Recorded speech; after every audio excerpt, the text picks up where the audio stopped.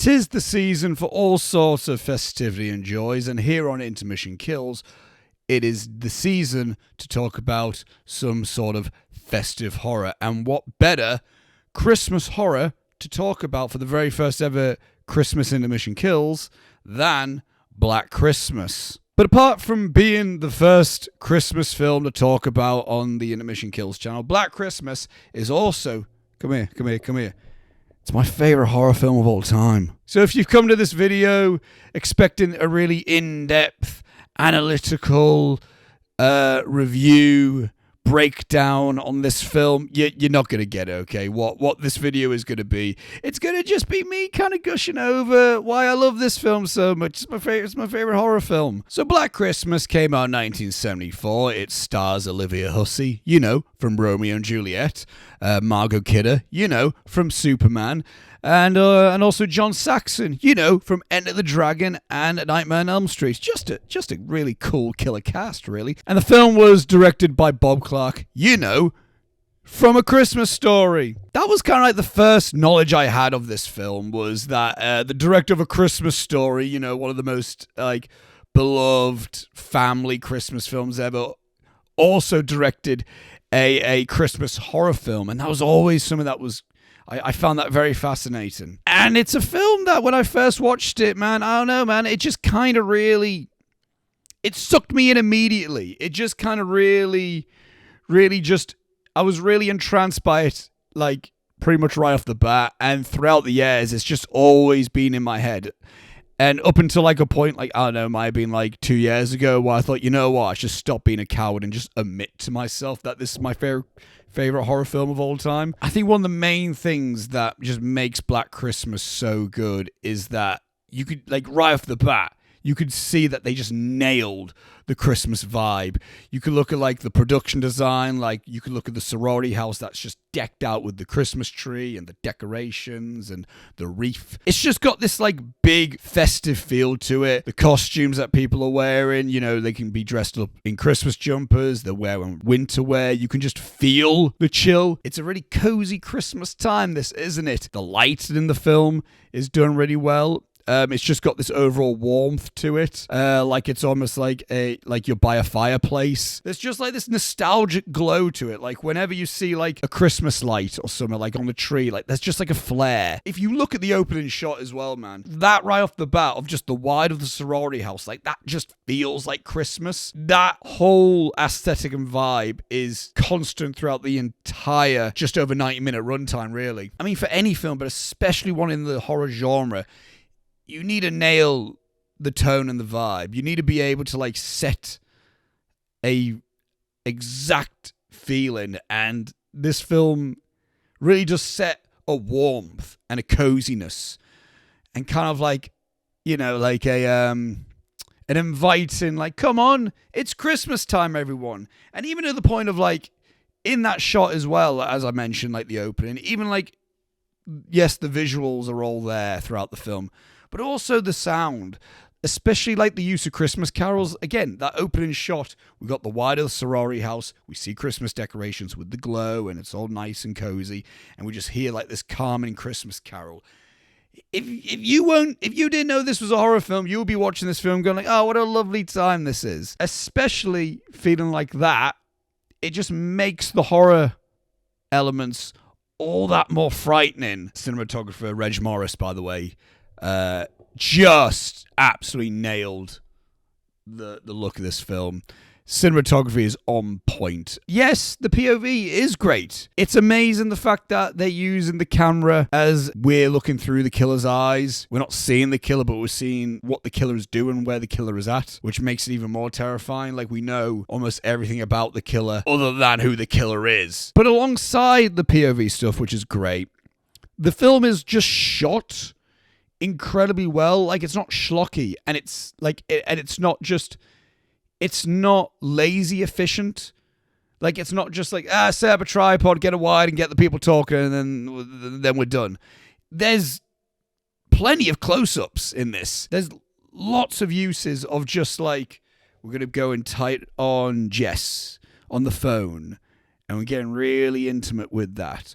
Or we're gonna punch in on a close-up on the telephone itself. or we're going to punch in on a close-up on one of Barb's ornaments. Yes, a wide shot is very necessary to get everything you need. But I think in order to really understand what a character is feeling and how we should be feeling, we need to be able to see every single emotion going on here. And especially in some of the sequences in this film, the close-ups are extremely effective. And along with using close-ups, this film actually has camera movement in it. I know that sounds like, well, yeah, obviously. But I mean, like, you need to think about this. There's a lot of horror films, even past this point, even past Black Christmas, that just don't use the camera as a way to, like, elicit fear or to actually, like, make something scary. It's just kind of like, it's a wide and we're just showing you what it is and everything. But again, Reg Morris uses the camera here where it's like, okay, we're gonna hold the camera and then we're just gonna like glide it to the left a little bit to just show some dead space. It's like, ooh, why is that? There's camera angles in this that they're not Billy Cam point of view shots. They are just, this is our point of view. This is what we are seeing as an audience. And then Reg Morris just goes, okay, you're watching Jess. Okay, but what if we just move the camera? What if we move your eyesight this way? What if we draw your attention to the stairs? And then that makes us go like, why are we looking at the stairs now? Before I move on from the cinematography, it's even stuff like, yes, we've got camera movements, but then also like, oh, the use of zooms. You know, like how Steven Spielberg really utilizes the master shots where it's like it's just one camera, it's just one shot, but it's just a lot of moving. It's moving from one shot to another, and you know, and it's just very like, okay, we go from a close-up, and now we're gonna dolly out into a wide, and we're gonna punch in a bit closer just for a two-shot, and then move to an over-the-shoulder, back to a close-up, you know, like that. Bob Clark and Reg Morris kind of do this, but with zooms. Like there's points where we're seeing it's specifically the one that I'm thinking of, especially is like we're looking through like the window of the attic and we're seeing Mrs. Mack, Mr. Harrison leave the house and go into a car, and it's almost just very voyeuristic, and that could be a great shot on its own. But then we zoom out and pull focus, and then what do we land on? We land on Claire, who, bag overhead, dead. And in the background, we still see the window that Mrs. Mack and Mr. Harrison got in the car with. It's just loads of examples of like that. We go from these kind of slow zooms in, slow zooms out. Again, utilizing the camera for horror where, you know, we are literally going, like if we're zooming in, we as the audience are literally leaning forward in our seats. Like we're leaning closer. Like, all right, okay, that's what Reg Morris is doing with that. But also what Reg Morris is doing when we zoom it out, it's making us go, okay, I need to like take a step back here. I need to get the bigger picture. I'm too close. I need to try to get a better understanding of everything. That's what the zooms are doing. While I'm getting nerdy and talking about the technical side of things, I'll talk about the editing, which was edited by Stan Cole, which is nothing flashy. It's nothing, you know, major stylistic. But just talk about a really seamless film, man. It's incredibly well paced as well. But when I'm talking about the editing, there's like specific points in this where I'm like, what a great transition. So for example, there's like a lot of like elements in this film. You know, the score, which was composed by Carl Zitterer. You know, simple, great though. Where we're hearing like some piano, like there's that motif of like it's. I call it the Doom motif, the Billy Doom motif, I guess you can say, where it's just like that's when we need, you know, we go from hearing Christmas carols to now we need to feel scared, and the horror element needs to be a lot more involved. So we need the sound of it all, and so that's playing throughout a lot of this film. And then there's just one point when we hear that exact same.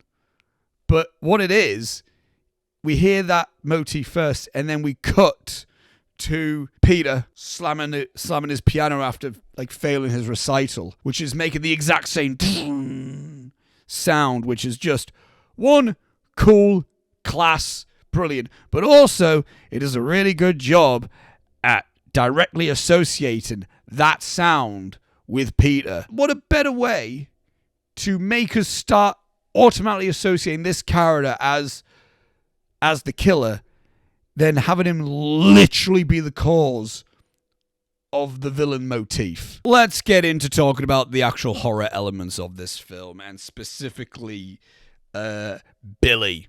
Billy as the character, Billy as the killer. Mention the fact of how he's represented in terms of like, he's mainly represented through the camera point of view. We see his point of view. We see where he's at, but we never see him. And even when we do see him, he's shadowed. Never once see him. And I think that works really well. But Oscar, you said in your Friday the 13th video that it doesn't quite work to just hide the villain all the time. That's not quite what I said. Fictional person that I just made up there to start this point that I want to talk about. The issue that I had with something like a Friday the 13th was it was very dull in terms of like, it's just like we were so distant from the killer that we would just kind of see a hand and then whereas with this, we're seeing the killer to an extent. We're seeing what the killer is seeing. We're knowing where they're at. And in doing so, it just raises the tension. Because with something like Friday the 13th, we don't even see where the killer's at, and then all of a sudden a murder happens. I was like, oh, okay, I guess that's the thing now. Whereas we've watched Billy climb into the attic. We know Billy is in the house. We can see Billy upstairs looking down the stairwell where the others can't see him. We know where Billy is. So then, for example, when Claire goes into a room and she hears something in the cupboard, we know that's going to be Billy. We know that's going to be a killer. We don't know, A, what Billy looks like, and 2, we don't know what Billy's going to do. Billy doesn't have a signature weapon. You know, we know for a fact it's like Claire's not walking to the cupboard and we're going, okay, yeah, just get stabbed in the face with an axe then or whatever. Or get like hung with a noose or whatever. It's like, it's like, Jesus Christ, we know there's a danger, but we don't know what. And we don't even know what can happen. We don't even know what's going to happen. So it leaves the imagination to really run wild. And then she gets suffocated with a bag over her head, and it's frightening. And then we don't even see the full kill. We see the initial lunge, jump, we see her face, bag over her head, gasping. Then we cut. It is a really psychological way of doing things. And I'm not being funny. The slasher genre isn't really used in a psychological way. Even the slash that I love, even like something like Halloween, which I adore. I love that film. You're not getting psychological horror from that. Black Christmas, you're getting something really psychological. The phone call from the killer is hardly an unused element in a horror film. I mean, Scream have based the whole franchise on it. And Scream is great. And again, I'm referencing slasher films I do love. I love Halloween. I love Scream. Scream's great. But are you scared of when Ghostface calls you? Are you actually like feeling terror? Are you feeling a fear of when you get like, what's your favorite scary movie? You know, yeah, there's fun. It's a fun film. And it's a fun premise. A fun, thrilling premise. But when Billy calls you, when Billy calls a sorority house, I find it's genuinely disturbing. But then on top of that as well, we're hearing it through like this really like almost like bad crackly phone audio. So that adds a layer of like, there's like a weird disconnect. There's like an eeriness to it. If you've heard me talk about slasher films before, you all know that I'm a fan of like fun slasher kills, you know, just give me some fun slasher kills. The kills in Black Christmas, they're not cool. They're not fun. They're not like, yeah, that was a really neat kill, that was. They are memorable, but they are messed up. They're not boring or bland, but they are really messed up. But what makes them a lot more interesting than just simply showing a kill, it's the way that these kills are shot, the way they're blocked, the way that they are edited, and the sound design used to them, and even the score that's used in it. The kills are inventive, is what I will say. There's not any, it's not just a simple, Billy's not running out and stabbing people. Or he's not just doing one kind of kill. He's, from my memory, I think is there only 3 kills that he does? Is there only three people that he ends up killing? I can't remember. But the first kill with Claire, we see Claire walking towards the cupboard. We cut to his POV and then it slows down. And then he leaps out plastic over her and he's choking her. Terrifying. Horrible. Is this guy just going to just suffocate people with bags? No. The next kill we see him give is to Mrs. Mack, who when she comes up in the attic, again, beautiful use of a zoom. We see Mrs. Mack. We tilt up and zoom to seeing Billy's hands holding this hook. And then he throws it and then just cuts to a POV, cuts to a wide of Mrs. Mack, cuts to the downstairs of seeing her feet getting pulled up. We don't see much. We don't see the hook go into her face. We don't see big blood spurts.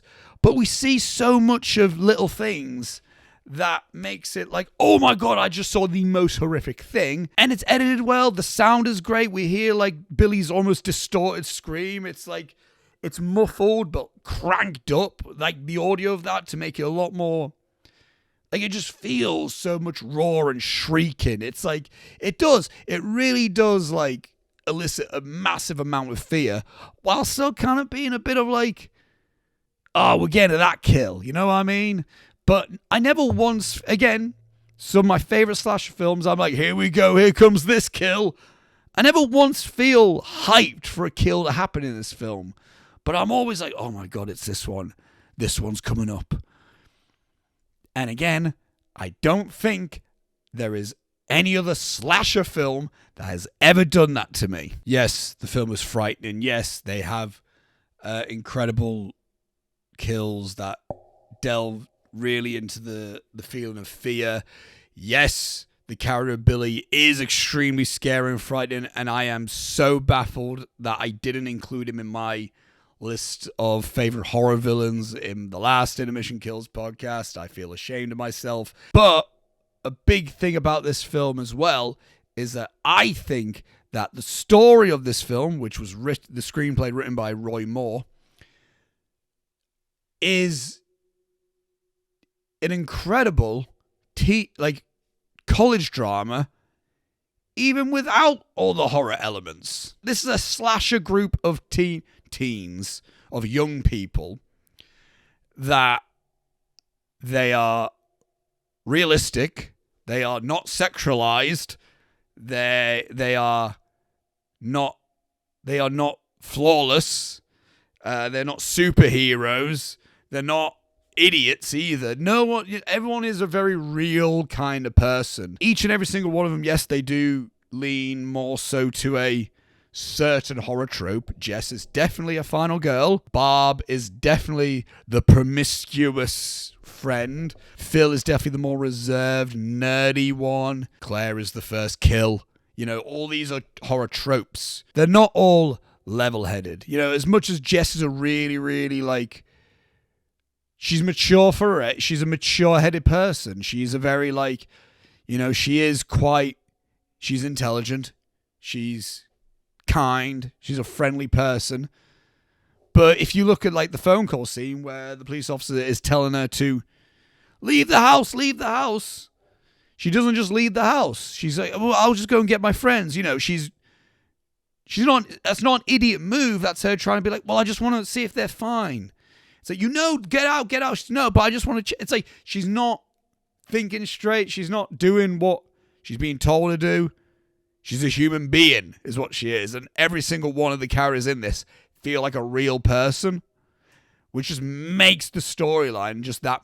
I'm instantly more interested in what's going to happen to these people as opposed to like, all right, I'm waiting for this one to get killed off. And along with the characters being great, the story that they're in is really good. The storyline of Jess and Peter, amazing. Especially for the mid-70s, of having a young, unexpected pregnancy storyline. And Peter's like, oh my God, yes, we're going to be a family. Her boyfriend's going to be like, we're going to be a family. And she goes, I want to get rid of the baby. There's an abortion plotline in this 70s film, in this 70s slasher film, that's really maturely done, really well done, actually. It's a really progressive, like, thing to be portraying, especially in the moment where Peter goes to her, let's get married. I'm not going to do my music thing anymore. Let's get married and move away and do things. And then she says, and Jess is like, I still want to do all the things I want to do, and I don't want to throw any of that away, and I don't want to marry you just because I'm pregnant. I don't want to keep the baby. And I do. And again, that's a really tense drama. I think that's a real, like, in on itself, that could just be a film about two college kids. One gets pregnant. Like, the girl gets pregnant and wants an abortion. The guy is really resilient towards her about wanting an abortion. That's a fascinating story in and of itself. But what makes that really fascinating in the lens of a horror, and especially with the character of Peter, is the fact that we are meant to try to believe that he is the killer. Now, not for a second do I ever feel like I'm tricked to thinking Peter is the killer, but there are definitely moments in this that make me feel that Peter is a threatening force, and I can believe him to be a very threatening person with how he's reacting to this situation. That's wrapped up in the fact of, like, there's a kill count and there's a slasher and, oh, it's a horror film. But then it also has these really mature plot points in it. It's just great. I know I sound like a broken record, but it's just brilliant. We get the first kill pretty early on when Billy kills Claire. But then there's a good chunk of this film that doesn't have a kill. Like, there's no, like, constant kill. That the rest of the film is almost playing out like this college drama, but then also playing out like a missing persons film where people that, you know, we know Claire's dead, but the rest don't. So the film plays out like, we need to try and find Claire. We need to try and find Claire. And then also we're seeing this abortion drama being another thing that's happening. And we're building all of that up. And then when another kill happens, it's all of a sudden like, holy shit. That's, you know, what a frightening thing. Because it doesn't happen often. But when it does happen, it's just the most unsettling thing. But along with being a really tense film and having this really, like, heavy plot line about Jess and the pregnancy and all the murder that's happening and the missing persons case with Claire, this film also knows when to have a laugh. There's a lot of really great tension-lifting humor in this, especially by, you know, there's the things that the two main things that I think about is there's a lot of, the stuff with Mrs. Mack, especially just the running bit, how she's got booze hidden throughout the sorority house. Like, she's got a book with a bottle in, and then she's also got a bottle in the toilet hidden as well. It's just absurd little funny things like that. They're like, that's funny. And, like, you know, she's a right little character. And one bit that never fails to make me just start howling laughing is the sorority house number, which Margot Kidder, Barb, gives the address of fellatio, and then, like, the police officer's like, fellatio, and then he writes it down, and then you forget about it for a while, and then when Lieutenant Fuller, Ken Fuller, played by John Saxon, when he's reading the number, and then you just see in the background the other laughing cop just starts howling, and the laugh is just so infectious, and then you see Fuller just kind of look at him, and then we have this, like, little fun sequence. It's like, can I have a word? What is this? He goes, yeah, it's the sorority number. Still laughing in the back. Just a really funny sequence. Obviously talked about the really cool kills in this. I guess not cool kills. The kills, the effective kills, the Claire death, the Mrs. Mack death. The death that I really want to highlight, which is just outstanding, maybe top 3 kills of all time for me in terms of horror, it is the Barb kill. Oh my god. 10 out of 10, flawless. It's everything that I love about this film wrapped up into one horror death sequence. We get Billy coming out, the way he's lit, he's shadowed, except for the eye. Woo! Just peak villain evilness. The beautiful close-up shots when he picks up the glass unicorn ornament, the way it's edited. The kill like that, just having the kill, the way it cuts, that could be great on its own. What makes it even that more just kind of perfect is the Christmas carol that goes over it. Jess goes downstairs. She's smiling. She's happy. She's got this warmth Christmas feeling, and it is a beautiful sequence. There's 2 sequences in this: Barb's death and Jess listening to the Christmas carol. Barb's death is horrifying and disturbing. The Christmas carol is warm and inviting and lovely. And then Stan Cole edited those 2 scenes together, those 2 sequences together, and just made one of the more chilling, just one of the more chilling sequences in any horror film, I think. I don't think there's a better sequence in a Christmas horror film that really utilizes both horror and Christmas.